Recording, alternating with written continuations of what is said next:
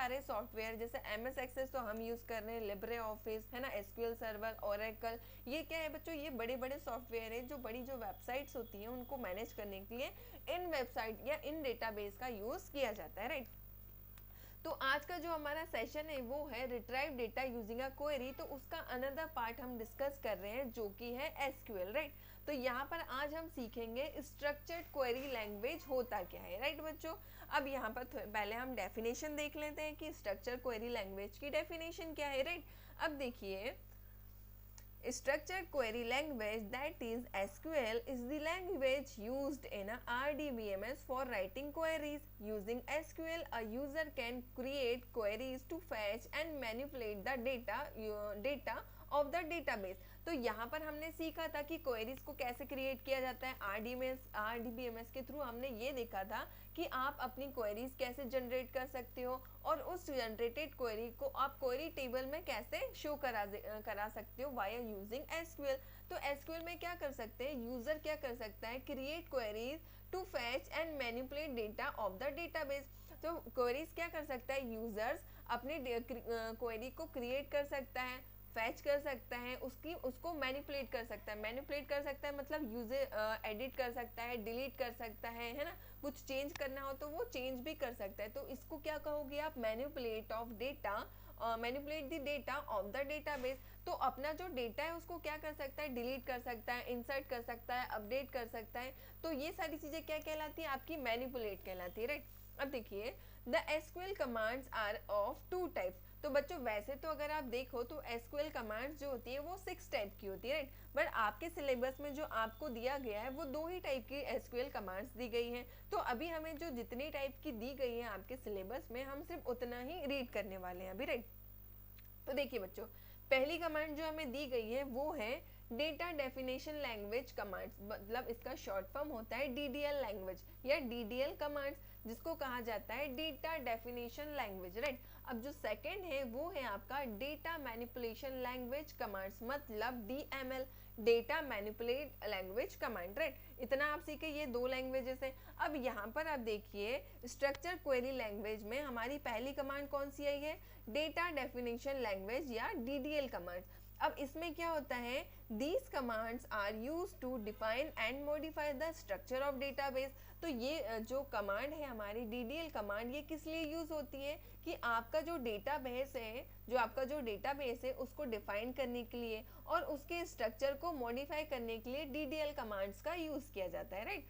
The commands that fall under the category listed as follow. तो ये command कौन कौन सी है, तो यहाँ पर हमारे सामने एक लिस्ट दी गई है जो ये कमांड्स वो फॉलो करता है, राइट। अब पहली कमांड है हमारे सामने क्रिएट। अब क्रिएट कमांड का यूसेज क्या होगा, तो ये क्या करती है, क्रिएट अ न्यू डेटाबेस और टेबल। अगर आप क्रिएट कमांड लगाओगे डेटाबेस में तो वो क्या करेगा, न्यू डेटाबेस या न्यू टेबल आपके सामने क्रिएट कर देगा, राइट। अब नेक्स्ट है बच्चों ऑल्टर। ऑल्टर का क्या मतलब है, ऑल्टर कमांड क्या करती है, ऑल्टर कमांड का क्या यूसेज है वो देखिए, modifies the structure of an existing database और टेबल। तो जो ऑल्टर कमांड है वो क्या करती है, आपका जो डेटाबेस है उसके स्ट्रक्चर को मॉडिफाई कर देती है। मतलब जो एग्जिस्टिंग डेटाबेस है वो आपने ओपन करके रखा है और उसमें आपने ऑल्टर कमांड लगा दी, तो वो क्या करेगा, आपके डेटाबेस के स्ट्रक्चर को मॉडिफाई करेगा। अब स्ट्रक्चर किस फॉर्म में होता है, स्ट्रक्चर हमेशा आपके टेबल के फॉर्म में होता है। तो टेबल को क्या करेगा, मॉडिफाई करेगा और उसको जो भी आप उसमें नया एडिशन करना चाहते हो तो वो आप उसमें ऑल्टर कमांड के थ्रू कर सकते हैं, राइट। नेक्स्ट है बच्चों यहाँ पर ड्रॉप कमांड। ड्रॉप कमांड क्या करेगी, डिलीट एन एग्जिस्टिंग डेटाबेस और टेबल। तो डिलीट जो ड्रॉप कमांड है वो क्या करती है, आपके पूरे डेटाबेस को डिलीट कर देती है। और डेटाबेस काहे में सेव होता है, टेबल में शो होता है। तो मतलब अगर आप ड्रॉप कमांड का यूज करोगे तो उसकी हेल्प से आप अपने पूरे डेटाबेस को उस टेबल में से डिलीट कर सकते हैं, राइट। अब यहाँ पर नेक्स्ट है बच्चों ट्रंकेट कमांड। ट्रंकेट कमांड का क्या काम है, remove all table records including allocate table space, है ना। तो यहाँ पर ये क्या करता है, अगर देखिए ड्रॉप कमांड्स में से क्या होगा कि टेबल के अंदर जितना भी डेटाबेस है वो डिलीट हो जाएगा। और अगर आप ट्रंकेट कमांड लगाओगे तो ये क्या करेगा, डेटाबेस के साथ साथ वो पूरा टेबल भी वो डिलीट कर देगा। मतलब जितनी स्पेस उस टेबल ने लेके रखी थी आपके डेटाबेस में से, तो वो उतनी स्पेस को भी वहां से रिमूव कर देगा, मतलब पूरी सफाई कर देता है, राइट। कौन सा पूरी सफाई कौन सा करता है? ट्रंकेट कमांड पूरी सफाई कर देता है, और ड्रॉप कमांड क्या करता है? सिर्फ उस जगह में से कचरे को बाहर निकालता है, मतलब जो आपने टेबल के अंदर जो डेटाबेस फीड किया है उस डेटा को ये डिलीट कर देता है। और ट्रंकेट कमांड क्या करता है? उस टेबल के अंदर जो डेटाबेस है उसके साथ साथ पूरे टेबल को भी वो डिलीट कर देता है। अब नेक्स्ट आती है बच्चों यहाँ पर रीनेम कमांड। रीनेम क्या करेगा? रीनेम एन एग्जिस्टिंग डेटाबेस और टेबल, मतलब आप ये रीनेम कमांड लगाओगे तो रीनेम कमांड क्या करेगा? आपके डेटाबेस को आप रीनेम कर सकते हो, या एग्जिस्टिंग डेटाबेस है उसको आप क्या कर सकते हो? रीनेम कर सकते हो। मान लीजिए पहले आपके टेबल का नाम था स्कूल मैनेजमेंट, अब आप उसको रीनेम करना चाहते हो, तो आप क्या करोगे? सिंपली रीनेम कमांड लगा दोगे और स्कूल मैनेजमेंट से आप उसको कॉलेज मैनेजमेंट में रीनेम कर सकते हो। तो सिंपली ये कुछ कमांड्स थी, पहली थी क्रिएट, ऑल्टर, ड्रॉप, ट्रंकेट और रीनेम, राइट। तो इतना आपको क्लियर हो चुका कि डेटा डेफिनेशन लैंग्वेज के अंदर कौन कौन सी कमांड्स यूज होती है। अब नेक्स्ट है बच्चों हमारा DML, मतलब डेटा मैनिपुलेशन लैंग्वेज। अब देखिए, data manipulation is the process of editing और मॉडिफाइंग द डेटा। तो जो आप मैनिपुलेशन लगाओगे DML, डेटा मैनिपुलेशन लैंग्वेज, तो ये क्या करेगी? आपके जो डेटा रहेगा उसको एडिट कर सकते हो और क्या कर सकते हो? मॉडिफाई भी कर सकते हो, right. A user can manipulate database anytime by using a certain DML command. तो देखिए बच्चों, यहाँ पर क्या होगा? यूजर DML कमांड का यूज करके किसी भी टाइम अपने डेटाबेस कमांड को क्या कर सकता है? मैनिपुलेट कर सकता है, राइट। अब आप देखिए, these commands help in retrieval, insertion, deletion and modification of the information present in the database. तो इनमें कौन कौन सी कमांड आ जाएगी? इसकी हेल्प से आप क्या कर सकते हो? अपने डेटा को रिट्रीवल कर सकते हो, नया डेटा इंसर्ट कर सकते हो, कोई डेटा को डिलीट कर सकते हो, और उस डेटा को आप क्या कर सकते हो? मॉडिफाई भी कर सकते हो, है ना। Of the information present in the database, जितनी भी इंफॉर्मेशन आपके डेटाबेस में अवेलेबल है या प्रेजेंट है उनके ऊपर आप ये सारी कमांड परफॉर्म कर सकते हो, जैसे कि retrieval of data, insertion of data, deletion of data और modification of the information present in the database. तो ये सारी कमांड्स आप किसकी हेल्प से लगा सकते हो? आपकी DML कमांड की वजह से ये आप सारी कमांड परफॉर्म कर सकते हैं, राइट। अब देखिए इसके अंदर कौन कौन सी कमांड्स आ जाती है। पहली आती है सिलेक्ट। सिलेक्ट कमांड क्या करेगी? Retrieve data from the table. तो ये क्या करेगी? अगर आप सिलेक्ट कमांड लगाओगे तो आप क्या करेगी? आपके टेबल में से उस डेटा को क्या करेगी? रिट्राइव करके आपके सामने डिस्प्ले करा देगी, राइट। नेक्स्ट आते हैं इंसर्ट। इंसर्ट कमांड क्या करेगी? Insert data into a table, मतलब आपका टेबल रेडी है नया डेटा इंसर्ट कराने के लिए। अगर आप इंसर्ट कमांड लगाओगे तो आप अपने टेबल के अंदर नया डेटा क्या कर सकते हो? इंसर्ट कर सकते हो, राइट। अब नेक्स्ट है बच्चों यहाँ पर अपडेट। अपडेट की कमांड लगाओगे तो क्या होगा? Update the existing data with in a table. तो आप क्या कर सकते हो? अपने टेबल के अंदर कोई भी डेटा को क्या कर सकते हो? आप अपडेट कर सकते हो, या तो नया डेटा मतलब पुराना डेटा डिलीट करके नया डेटा ऐड करोगे तो भी वो अपडेशन कहलाएगा, और उसमें आप डबल क्लिक करके नया डेटा को चेंज करोगे तो भी वो क्या कहलाएगा? अपडेशन कहलाएगा, राइट। नेक्स्ट है बच्चों यहाँ पर delete. Delete the records from the table. तो डिलीट कमांड लगाओगे तो ये क्या करेगा? आपके टेबल्स के अंदर जितने भी रिकॉर्ड्स अवेलेबल रहेंगे उनको क्या करेगा? ये डिलीट कर देगा। मतलब ये ट्रंकेट कमांड की तरह काम नहीं करेगा कि पूरा ही टेबल साफ कर दिया। ये क्या करेगा? Only delete command help use करेगा कि टेबल के अंदर जितने भी रिकॉर्ड्स हैं उनको डिलीट करेगा, ना कि टेबल को। ओके, ओनली क्या करेगा? रिकॉर्ड्स को डिलीट करेगा। ओके, चलिए, तो ये मैनिपुलेशन की कुछ कमांड थी, सिलेक्ट, इंसर्ट, अपडेट और डिलीट। आपको याद रखना है ये चारों कमांड्स क्या है बच्चों? बहुत ही ज्यादा इंपॉर्टेंट है आपके आने वाले एग्जाम्स के लिए। चलिए अब नेक्स्ट आते हैं यहाँ पर क्रिएट कमांड किस तरीके से वर्क करती है। एक सेकेंड का होल्ड करिए बच्चों।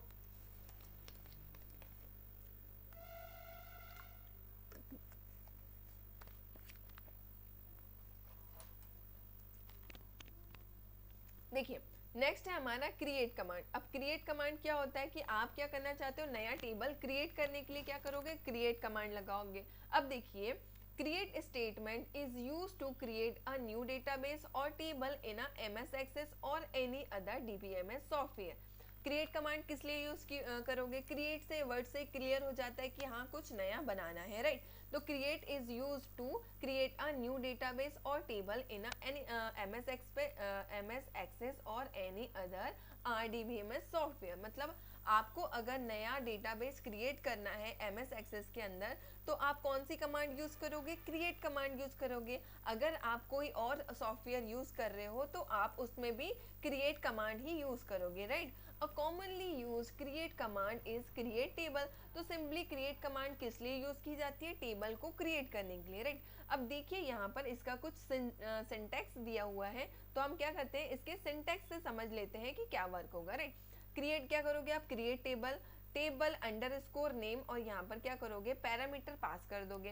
पैरामीटर के अंदर क्या क्या जाएगा? फील्ड अंडरस्कोर नेम 1 और डेटा टाइप। आपको फील्ड का नेम देना है और ये भी डिक्लेयर करना है कि वो किस टाइप का डेटा है, राइट? कि फील्ड में जो भी आप डेटा फीड करोगे उसका डेटा टाइप क्या होने वाला है, क्या वो इंटीजर होगा, क्या वो टेक्स्ट होगा, तो ये आपको वहां पर डिफाइन करना होगा, राइट? अब नेक्स्ट आ जाते हैं फील्ड नंबर 2, है ना? फील्ड अंडरस्कोर नेम, मतलब ये सेकंड फील्ड होगी, और सेकंड फील्ड जो होगी आपको उसका भी डेटा टाइप क्या होगा? डिफाइन करना होगा। नेक्स्ट आ जाते हैं हम field number 3, field underscore name, उसका नाम दे दिया आपने 3, और यहाँ पे क्या हो गया? डेटा टाइप की आपकी फील्ड जो 3 आप क्रिएट कर रहे हो उसका डेटा टाइप क्या होने वाला है। तो फर्दर यहाँ पर आप मल्टीपल फील्ड्स क्रिएट कर सकते हो। यहाँ पर हमने एग्जांपल के लिए 3 ही, मतलब आपको सिर्फ हमें क्या करना था? सिंटेक्स समझाना था, तो उसके लिए हमने आपके सामने 3 फील्ड लेके रखे हैं, राइट? तो यहाँ पर आपको क्या लेना है? आप जितनी भी फील्ड क्रिएट करोगे आपको साथ ही साथ उसका डेटा टाइप भी डिफाइन करना पड़ेगा, राइट बच्चों? चलिए अब देखिए कॉमनली यूज्ड एसक्यूएल कमांड। तो एसक्यूएल कमांड में कौन कौन, मतलब जो बहुत ज्यादा यूज होती है एसक्यूएल कमांड, वो कौन कौन सी है? अब देखिए in the above syntax table name is the name of table. अगर आपको यहाँ पर कुछ इस तरीके से डेटा दिख रहा है टेबल अंडरस्कोर नेम, तो इसका मतलब क्या होगा कि यहाँ पर आपको टेबल का नेम डिफाइन करना है, राइट? अब यहाँ पर लिखा है field underscore name is the name of the column. तो फील्ड मतलब क्या होता है? कॉलम्स होते हैं। तो फील्ड यहाँ पर क्या करना है? आपको कॉलम का नाम डिफाइन करना है। Data types are used to specify the type of data that will hold type of data field will hold for. तो यहाँ पर आपको क्या करना है? डेटा टाइप डिफाइन करना है जो भी उस फील्ड ने होल्ड करके रखा है या होल्ड करके रखने वाला है, राइट? जैसे कि वेर कैरेक्टर मतलब वेरिएबल कैरेक्टर, इंटीजर या डेट एंड टाइम। तो यहाँ पर आपको ये डिफाइन करना है कि आप उस फील्ड के अंदर कौन से डेटा टाइप की फील्ड डिफाइन कर रहे हो। क्या वो वेयर केयर है, क्या वो इंटीजर है, क्या वो डेट है। तो ये आपको क्या है? सिंपली फील्ड नेम आप लोगे तो साथ ही साथ आपको क्या करना है? उसका डेटा टाइप भी डिफाइन करना है, राइट? अब यहाँ पर देखिए कि सबसे ज्यादा कौन सी कमांड है जो यूज होती है किसके अंदर? एसक्यूएल के अंदर। तो देखते हैं The above commands will create client name, मतलब आप क्या करोगे? सी क्लाइंट, तो यहाँ पर क्या होगा? क्लाइंट हो गया टेबल का, with the fields client ID, first name, last name and mobile number. तो इस तरीके से आप क्या करोगे? क्लाइंट आईडी आपने क्रिएट किया, उसका फर्स्ट नेम, उसका लास्ट नेम और उसका मोबाइल नंबर। तो ये एक तरीके से क्या बनेंगी? फील्ड्स बनेंगी हमारी। अब देखिए client name is the type of integer, मतलब यहाँ पर क्या है? क्लाइंट की आईडी है, तो क्लाइंट की आईडी किस फॉर्म में रहेगी? इंटीजर फॉर्म में रहेगी। So it will hold the integer value. तो अगर वो इंटीजर फॉर्म में है तो उसकी वैल्यू क्या भी रहेगी? उसकी वैल्यू भी किस फॉर्म में रहेगी? इंटीजर के फॉर्म में रहेगी। अब देखिए first name, last name and mobile number are type of varchar. तो यहाँ पर जो उसका फर्स्ट नेम है, लास्ट नेम है और मोबाइल नंबर है, तो वो किस फॉर्म में रहेगी? उसके कैरेक्टर फॉर्म में रहेगी। So they will hold up to 20 character. तो आपको बच्चों हमेशा याद रखना है जो वी केयर होता है इसका हमेशा कितने कैरेक्टर ये होल्ड करता है? हमेशा ये 20 कैरेक्टर को होल्ड करता है। तो आपको ये याद रखना है कि वेयर केयर हमेशा 20 कैरेक्टर को होल्ड करता है। ये आपसे एमसीक्यू में भी पूछा जा सकता है, इसलिए इस बात का याद रखिए कि वेयर केयर हमेशा 20 कैरेक्टर्स को ही होल्ड करके रखता है, राइट? नेक्स्ट आते हैं create command with a primary की। अब आप प्राइमरी मतलब कमांड्स को कैसे क्रिएट करोगे? प्राइमरी की के साथ में, right? We can create a table with a primary key field using the create table commands. To assign a primary key to field student ID, you can type the command of s. तो आपको यहाँ पर जितनी भी आप command set करोगे तो उसमें आपकी जो स्टूडेंट की आईडी रहेगी वो क्या रहेगी? यूनिक रहेगी। इसलिए आप क्या करोगे? स्टूडेंट आईडी नाम का जो फील्ड रहेगा उसको क्या करोगे? एज अ प्राइमरी की आप सेट करोगे।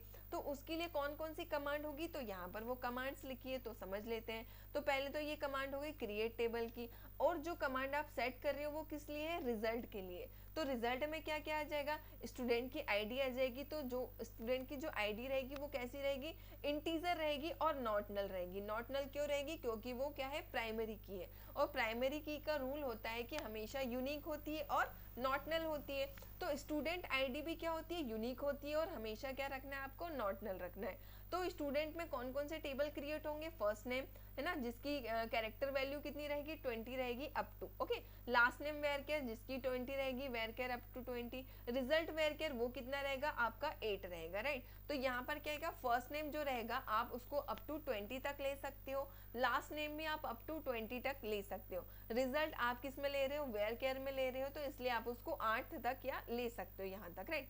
अब यहाँ पर देखिए इंसर्ट कमांड। अब आप कमांड कैसे इंसर्ट करोगे किसी टेबल के अंदर, तो उसके लिए कौन सी कमांड यूज करोगे, इंसर्ट कमांड यूज करोगे। तो देखिए the insert command is used to add one or more records to table. There are two methods to use insert command. insert command क्यों यूज होती है बच्चों, कि किसी भी टेबल के अंदर आप क्या करोगे, रिकॉर्ड्स को ऐड करने के लिए, मतलब एक से ज्यादा रिकॉर्ड्स किसी टेबल के अंदर ऐड करने के लिए आप कौन सी कमांड यूज करोगे, इंसर्ट कमांड यूज करोगे। अब इंसर्ट कमांड को यूज करने के कितने मेथड है, यहाँ पर 2 मेथड दिखाए गए हैं, तो समझते हैं एक एक करके। तो मेथड 1 क्या बोलता है, in the first method you need to specify both the field name and value to be inserted in a table। तो आप क्या करोगे, अगर आपको क्या करना है, फर्स्ट मेथड अप्लाई कर रहे हो, तो उसके लिए आपको क्या करना पड़ेगा, बोथ फील्ड नेम और वैल्यू दोनों ही इंसर्ट करानी होगी टेबल के अंदर। जैसे कि यहाँ पर उसका सिंटैक्स दिया है, इंसर्ट इनटू टेबल नेम, तो यहाँ पर क्या आएगा बच्चों, टेबल का नेम आएगा। और यहाँ पर देखिए उसकी क्या रही, फील्ड 1, फील्ड 2 और फील्ड 3, मतलब जितनी भी फील्ड आप क्रिएट करना चाह रहे हो उन तीनों को यहाँ पर, या उतनी फील्ड को यहाँ पर आपको डिफाइन करना पड़ेगा। साथ ही साथ आपको क्या करना पड़ेगा, उनकी वैल्यू भी डिफाइन करनी पड़ेगी, जैसे वैल्यू 1, वैल्यू 2 और वैल्यू 3। तो यहाँ पर क्या करें, जितनी भी फील्ड आप ले रहे हो उनके साथ आपको क्या करनी पड़ेगी, उनकी वैल्यू भी डिफाइन करनी पड़ेगी, राइट। अब चलिए यहाँ पर देखते हैं सेकंड मेथड। सेकंड मेथड क्या बोलता है, in the second method there is no need to specify the column name if you are adding values for all of them. In such case make sure that you enter the values in the same order as that of the order of the table. The syntax of insert command for this case will be, तो देखिए तो इसमें क्या होगा कि इसमें आपको दोनों ही चीजों को डिफाइन करने की जरूरत नहीं है कि आप कॉलम का नेम भी स्पेसिफाई कर रहे हो और वैल्यू को भी स्पेसिफाई कर रहे हो। तो यहाँ पर आपको क्या करना पड़ेगा, simply insert into table name, और सिंपली यहाँ पर आप क्या कर सकते हो, वैल्यू को स्पेसिफाई कर सकते हो, जैसे कि वैल्यू 1, वैल्यू 2 और वैल्यू 3। तो जो हमारा फर्स्ट मेथड था उसमें हम क्या कर रहे थे, और उसमें हमें फील्ड भी स्पेसिफाई करना था और साथ ही साथ हमको वैल्यू भी स्पेसिफाई करना था।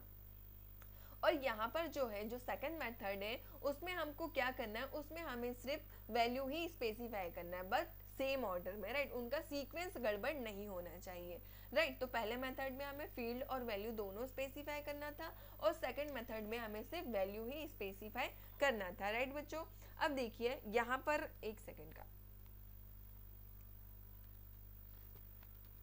देखिए एसक्यूएल कमांड यूज। तो यहाँ पर देखिए आपके सामने क्या दिख रहा है, स्टूडेंट की आईडी दिख रही है, फर्स्ट नेम दिख रहा है, लास्ट नेम दिख रहा है और उसका रिजल्ट दिख रहा है, राइट। तो यहाँ पर मैंने कुछ आईडी लेके रखी है, 101, 10, इसको 101 कर लीजिए, राइट। 101, 102, 103, 104 और 105। तो यहाँ पर हम क्या करें, फर्स्ट नेम मैंने लिखा है रमन, लास्ट नेम क्या लिखा है उसका साहू, और रिजल्ट क्या है उसका पास या फेल, आप जो भी यहाँ पर ऐड कर सकते हो, है ना। यहाँ पर और डेटा आप फीड कर सकते हो। तो इस तरीके से क्या बनेगा, जितनी भी फील्ड्स आप क्रिएट करोगे उतनी ही फील्ड यहाँ पर बनती जाएगी, और साथ ही साथ आपको क्या करना है, उनकी वैल्यू भी क्रिएट करनी है कि आप ये उसमें कितनी वैल्यू इंसर्ट कराने वाले हो, राइट। तो यहाँ पर इतना क्लियर हो गया आपको। अब नेक्स्ट चलते हैं हम सिलेक्ट कमांड। सिलेक्ट कमांड क्यों यूज होगी, पहले हम ये सीख लेते हैं। यहाँ पर देखिए, the select statement is used to retrieve multi records from one or more table of a database. It is most commonly use DML command. तो मतलब जो सिलेक्ट कमांड है वो किसका पार्ट है, आपकी DML कमांड का पार्ट है। तो इससे आप क्या कर सकते हो, डेटा को रिट्राइव कर सकते हो एक और एक से ज्यादा टेबल में से, right. There are some optional clauses that can be used with the select command, that is you can use them as per your choice। तो यहाँ पर कुछ ऑप्शनल क्लॉजेस होते हैं जिनकी वजह से आप क्या कर सकते हो, जिनको सिलेक्ट कमांड के साथ आप यूज कर सकते हो, राइट। जो अगर आपको चाहिए तो। अब पहला है बच्चों यहाँ पर where clause. Where clause specify criteria about the rows to be retrieved. तो वेयर क्लॉज जो होता है वो क्या स्पेसिफाई करता है, आपकी रो का क्राइटेरिया स्पेसिफाई करता है जिसमें से आपको आपका डेटा रिट्राइव करना है, राइट। नेक्स्ट आता है बच्चों order by clause specify an order which of the row are to be retrieve. तो ऑर्डर बाय क्या स्पेसिफाई करता है कि आपको कौन सी रो में से डेटा को रिट्राइव करना है। वेयर क्या करता है कि आपको कौन सी रो में से, मतलब उसमें आपको क्राइटेरिया सेट करना पड़ता है कि एक फ्लो चलाना पड़ता है कि आपको किस रो में से डेटा चाहिए। और ऑर्डर जो क्लोज होता है उसमें ये बताना आता है कि किस ऑर्डर में आप अपने डेटा को रिट्राइव करना चाहते हो। ये एक वेयर होता है और दूसरा क्या होता है आपका ऑर्डर बाय, राइट। तो इतना आपको क्लियर हो गया कि वेयर क्या होता है, ऑर्डर बाय क्या होता है। तो चलिए इसके बाद आगे चलते हैं। नेक्स्ट बच्चों रिट्राइव ऑल रिकॉर्ड्स। अगर आप पूरा ही रिकॉर्ड रिट्राइव करना चाहते हो तो उसके लिए आपको क्या करना पड़ेगा, देखिए the following syntax of select command is used to retrieve all the records from the table of database. तो इसके लिए अगर क्या करना है कि अगर आप अपने डेटाबेस में से पूरा ही डेटा सिलेक्ट करना चाह रहे हो या पूरा ही डेटा को रिट्राइव करना चाह रहे हो तो उसके लिए आपका कुछ सिंटैक्स है। तो यहाँ पर आपको लगाना है सिलेक्ट एस्ट्रिक फ्रॉम, मतलब फ्रॉम और टेबल का नाम। फ्रॉम आपने लगाया और किस टेबल में से आप पूरा डेटा सिलेक्ट करना चाह रहे हैं उस टेबल का नाम आपको स्पेसिफाई करना है। तो ये क्या हुआ बच्चों, ये उसका सिंटैक्स हो गया कि select asterisk from table name. मतलब जिस टेबल में से आप पूरे टेबल के रिकॉर्ड को स्पेसिफाई, मतलब पूरे रिकॉर्ड को क्या कर रहे हो, फेच कराना चाह रहे हो या पूरे टेबल का डेटाबेस फेच कराना चाह रहे हो तो उस टेबल का नाम आपको स्पेसिफाई करना है। ओके, अब देखिए तो यहाँ पर आपने जो कमांड लगाई तो उसकी वजह से क्या हुआ, पूरे रिकॉर्ड जितना भी डेटा आपने जो टेबल का नाम वहाँ पे स्पेसिफाई किया है उसकी हेल्प से पूरा टेबल यहाँ पर आपके सामने शो हो जाएगा। तो यहाँ पर जैसे कि यहाँ पे लिख दिया हमने स्वाति, है ना, यहाँ पे लिख दिया हमने सुमन, है ना, यहाँ पे हमने लिख दिया सुमित। तो इस तरीके से क्या होगा, और यहाँ पर लिख दिया मैंने शमा, है ना, यहाँ पर साहू या सेन लिख दीजिए, यहाँ पे शर्मा लिख दीजिए, यहाँ पे सेठ लिख दीजिए और यहाँ पे खान लिख दीजिए। यहाँ पे किसी को फेल कर दीजिए, यहाँ किसी को पास कर दीजिए, यहाँ किसी को पास कर दीजिए और यहाँ किसी को फेल। ये हमने सिंपली एक डाटा यहाँ पे फीड किया, राइट। तो क्या किया मैंने, मुझे चाहिए पूरा डेटा, मतलब मुझे क्या चाहिए था, सिलेक्ट फ्रॉम डैश टेबल। तो यहाँ पे मैंने लिखा टेबल 1। अब टेबल 1 यहाँ मैंने कमांड लगा दी तो क्या होगा, टेबल 1 का जितना भी डेटा था तो वो मेरे सामने क्या हो जाएगा, फैच होके आ जाएगा। तो ये क्या था, ये मेरा टेबल 1 था, तो टेबल 1 में जितना भी रिकॉर्ड था वो मेरे सामने क्या हुआ, फैच होके आ गया। तो सिंपली हमने क्या किया था, सिलेक्ट ऑल रिकॉर्ड्स, मतलब रिट्राइव ऑल रिकॉर्ड्स के लिए क्या कमांड यूज की थी, select from dash table. Select लगाया था एस्ट्रिक फ्रॉम और टेबल का नाम। तो जिस टेबल का आप नाम लगाओगे वहां पर तो उस टेबल में जितने भी रिकॉर्ड होंगे वो आपके सामने फैच होके आ जाएंगे, राइट। तो ये क्या हुआ, हमारे सामने फैच होके आ चुका है, राइट। अब नेक्स्ट देखते हैं। नेक्स्ट है बच्चों यहाँ पर हमारा retrieve data from a specific field. अब यहाँ पर आपको क्या करना है, सिर्फ उसी डेटा, मतलब उसी फील्ड का डेटा चाहिए, मतलब किसी स्पेसिफिक डेटा का, स्पेसिफिक फील्ड का डेटा आपको रिट्राइव कराना है। तो उसके लिए आप क्या करोगे, द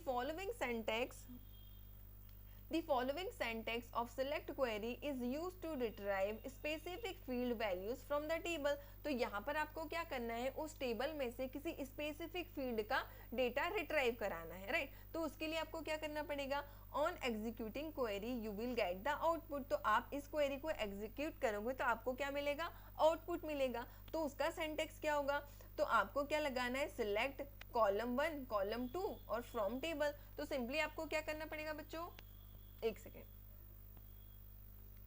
देखिए तो हमने क्या किया, हमने लिखा कॉलम 1 और कॉलम 2 का डेटा हमको सिलेक्ट करा के रिट्राइव कराना है। किस टेबल में से, तो टेबल का नाम मैंने लिख दिया टेबल 1। तो मुझे चाहिए टेबल 1 में से कॉलम 1 और कॉलम 2 का डेटा फेच कराना है, तो ये कमांड मुझे लगानी पड़ेगी। तो ये कमांड हम लगाएंगे तो हमारे सामने कौन सा डेटा इनपुट होके फेच करा के आउटपुट दिखेगा, तो ये देखिए इस तरीके के दिखेगा हमारे सामने डेटा।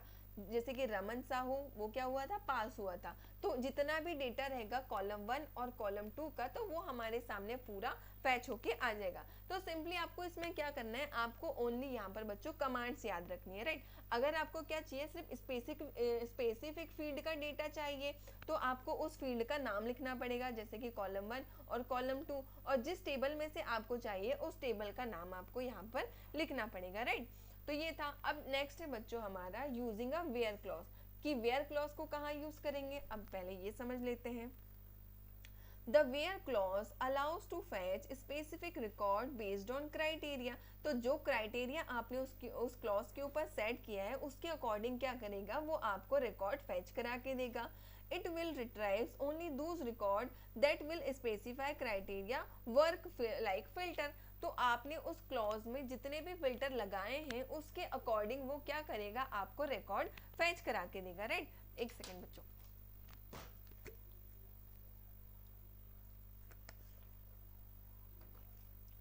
देखिए suppose from the result table you want to fetch the record of the student who have passed in the examination in the exam in case you give a condition with the result field। तो यहाँ पर आप क्या कर रहे हो कि आपके पास एक टेबल है जिसमें से आप क्या कराना चाह रहे हो, सिर्फ उन्हीं स्टूडेंट का डेटा फेच कराना चाह रहे हो जो एग्जाम में पास हो चुके हैं, राइट। तो उसके लिए आपको कौन सी फील्ड सेट करनी पड़ेगी, रिजल्ट की फील्ड। तो यहाँ पर आपके सामने क्या किया आपने, सिर्फ उन्हीं स्टूडेंट्स का डेटा चाहिए जो एग्जाम में पास हुए, राइट। तो आपने ये सिंटेक्स लगाओगे तो आपके सामने सिर्फ उन्हीं स्टूडेंट का डेटा मिलेगा जो एग्जाम में पास हुए हैं। तो यहाँ पर आपने क्या किया कि आपने लगाया कि क्लास 9th स्टूडेंट ओनली पास। तो यहाँ आपने क्या किया है कि क्लास 9th के स्टूडेंट का डेटा चाहिए जो लास्ट ईयर एग्जाम में या मिड आपके जो हाफ ईयरली एग्जाम होते हैं उसमें पास हुए हैं, तो उनका डेटा चाहिए। तो हाफ ईयरली एग्जाम में क्लास 9th में जितने भी बच्चे पास हुए होंगे